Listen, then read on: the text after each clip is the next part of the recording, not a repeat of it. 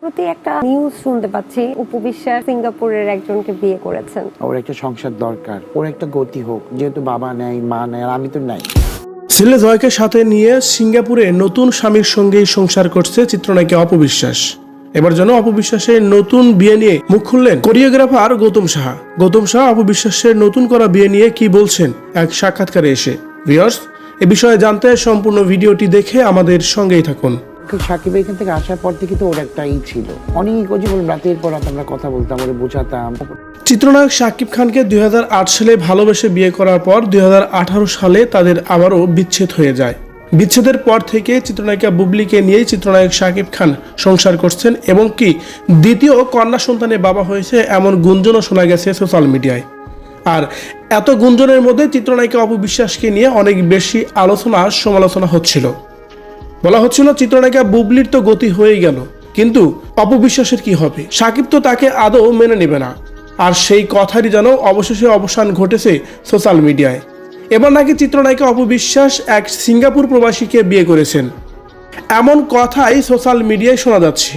আর এই কথার এই গুঞ্জনের পরিপ্রেক্ষিতেই কোরিওগ্রাফার গৌতম সাহাকে এক সাক্ষাৎকারে সমৃদ্ধি প্রশ্ন করেন, আচ্ছা, চিত্রনায়িকা অপু বিশ্বাস নাকি এক সিঙ্গাপুরি প্রবাসীকে বিয়ে করেছেন, এই বিষয়টাকে আপনি কিভাবে দেখছেন?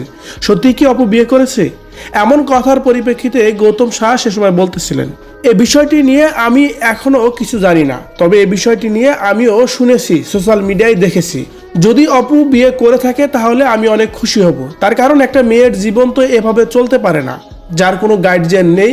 আমিই তার একমাত্র গার্জিয়ান ছিলাম, কিন্তু আমিও তার পাশে নেই এখন, তাই তার একটা গার্জিয়ানের প্রয়োজন আছে, তাই তার বিয়ে করা খুবই জরুরি।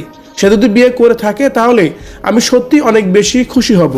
এই সাক্ষাৎকারে গৌতম সাহা আবারও বলতেছিলেন যে যখন শাকিব খানের সাথে অপু বিশ্বাসের বিচ্ছেদ হয়ে যায় তখন আমি অপুকে অনেক বেশি সাপোর্ট দিয়েছি, তার আপনজন বলতে একমাত্র আমিই ছিলাম।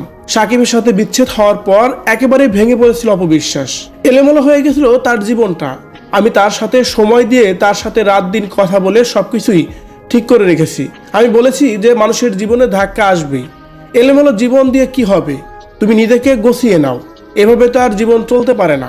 সর্বশেষ গৌতম সাহা অপু বিশ্বাসকে নিয়ে বলেন যে আমি অপুকে আমার একমাত্র বোন হিসাবেই মানি, তাকে আদর করি, স্নেহ করি। যদিও তার সাথে আমি এখন নেই, তবুও তার প্রতি ভালোবাসার কোনোই কমতে নেই আমার।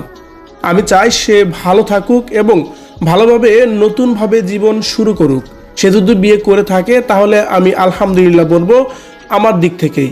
এভাবে যেন চিত্রনায়িকা অপু বিশ্বাসের বিয়ে এবং বর্তমান বিষয় নিয়ে কথাগুলো বলছিলেন কোরিওগ্রাফার গৌতম সাহা। ভিউয়ার্স, চিত্রনায়িকা অপু বিশ্বাস এক সিঙ্গাপুরি প্রবাসীকে বিয়ে করেছে এমন গুঞ্জনই শোনা যাচ্ছে সোশ্যাল মিডিয়ায়।